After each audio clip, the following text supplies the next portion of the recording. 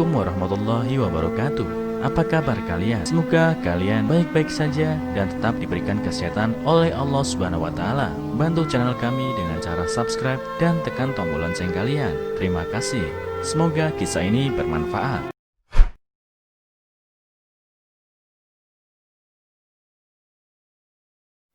Aku gadis usia 20 tahun, jatuh cinta pada duda usia 40-an. Saat dia kuajak ke rumah, ibuku bukan saja tidak menentang hubungan kami, malah memeluknya sambil menangis. Ternyata,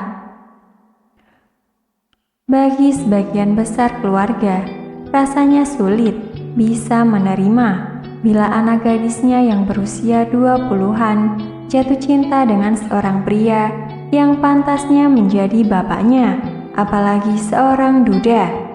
Tapi ibu gadis ini bukan saja tidak menentang, bahkan merestuinya. Kami dari keluarga sederhana. Ibuku adalah seorang single parent. Dia bekerja serabutan untuk menghidupi keluarga. Studiku biasa-biasa saja. Akhirnya, aku pun mengambil program diploma seni. Setelah lulus, aku membuka sebuah salon kecantikan. Usaha salonku berjalan lancar dan lumayan bagus.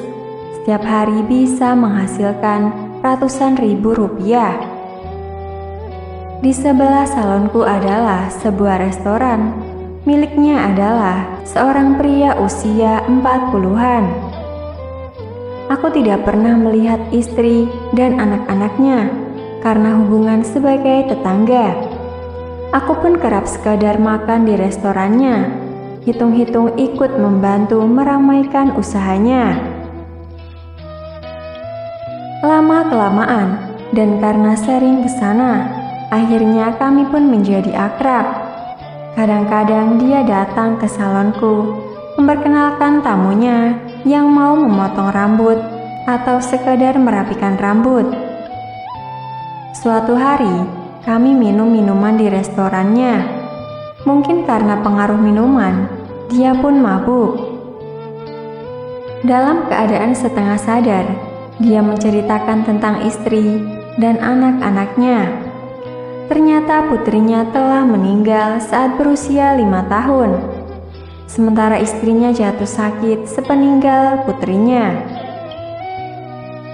3 tahun kemudian, istrinya pun menyusul putrinya. Saya ikut merasa sedih, sekaligus simpati, setelah mendengar cerita tentang keluarganya. Sejak itu, hubungan kami tiba-tiba saja mengalami perubahan yang unik, dan pandanganku terhadapnya juga lain. Aku menjadi lebih sering ke restorannya, dan anehnya, kadang-kadang aku juga membantunya merapikan restoran itu, menjahit bajunya, atau pekerjaan-pekerjaan sepele lainnya. Lambat laun, hubungan kami semakin dekat, dan dia juga sangat baik serta perhatian sama aku.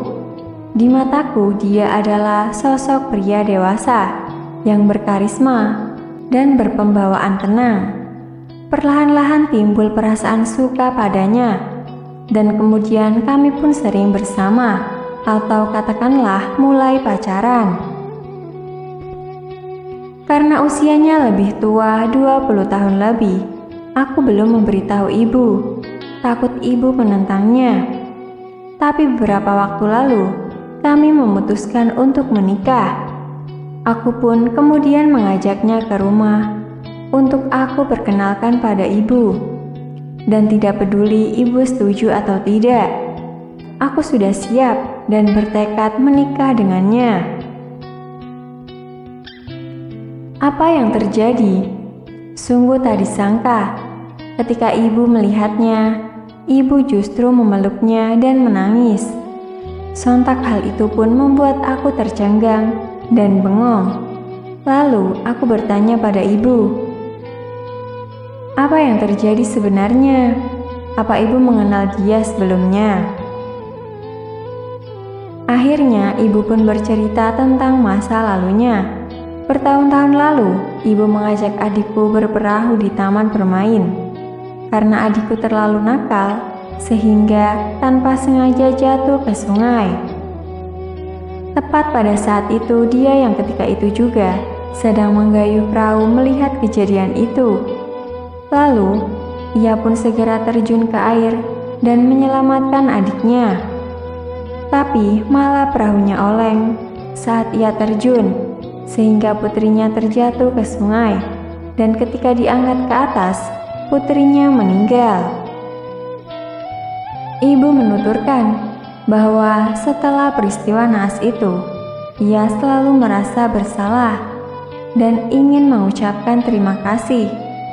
Tapi ibu tidak tahu di mana pria yang telah menyelamatkanmu, adikku, dan tak disangka bisa bertemu dalam suasana seperti ini. Ibu memintaku agar hubungan kami bisa berlanjut dengan harmonis. Tapi apakah pacarku itu bisa menerimanya? Aku tidak tahu apakah hubungan kami harus dilanjutkan atau aku menjadi galau gelisah. Dilanjutkan atau diakhiri? Bagaimana menurut pendapat teman-teman? Lanjut atau akhir?